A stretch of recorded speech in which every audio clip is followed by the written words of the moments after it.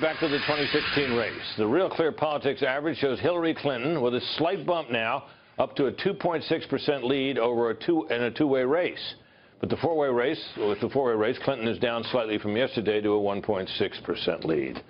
The betting odds, meanwhile, continue to have Clinton with about a 2-to-1 lead, so she's up about 0.5% from yesterday. And the betting odds, Trump's odds, however, down about 0.5%. To help us make sense of all these numbers, here's our nightly political panel. From the Weekly Standard, executive editor Fred Barnes, and Public Radio's national political correspondent Mara Liasson. Always had trouble with that, Mara, back in the days when we were doing this on my program. It was national political, national public, and before I knew it, I was even as tongue-tied as I am these days. Your thoughts on what we're seeing in the polling? I think that this race might not be as volatile as we thought. Polls were bouncing around, but they seem to have settled back to a very close race, more or less the way it was before the conventions. Remember, she got a bigger bounce than he did, and then she lost most of it in that kind of horrible stretch that she had.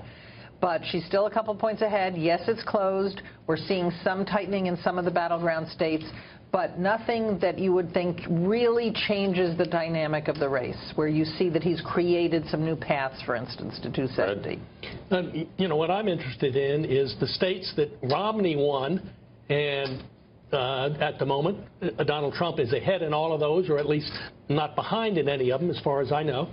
And then the states that Obama won. Because he had to win all the ones that Romney won and some that Obama won, right? Now, yeah, and Obama won Ohio, Pennsylvania, and Florida. Now, if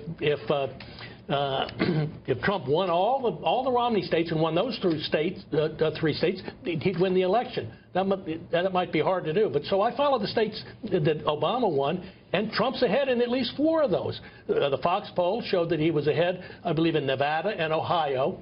And other polls have shown consistently that he's ahead in Iowa. Other polls have shown Colorado either tied or Trump's ahead. So they aren't enough to show him ahead in the Electoral College, but he's pretty darn close. And you know, one other interesting thing, we were waiting to see what the third and fourth party candidates would do to this race. It was bouncing around. It seemed like they were taking from both of them, but now it's pretty clear they're taking votes from her.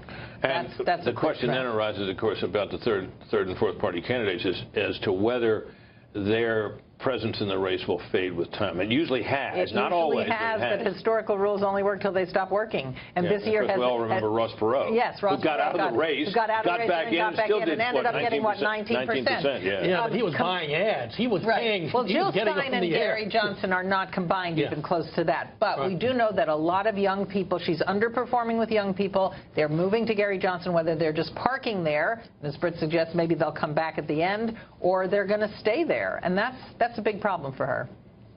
Well, they might.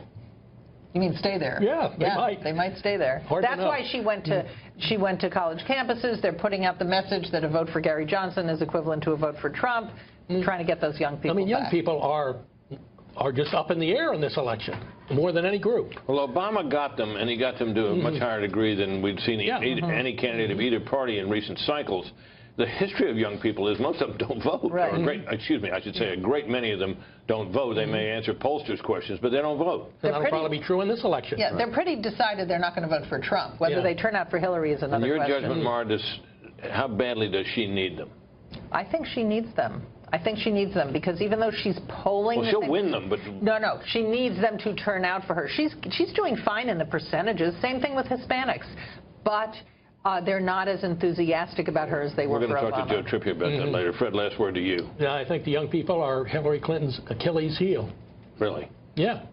She needs them badly. Yeah. She needs more of them. Without them, her chances of losing are much greater.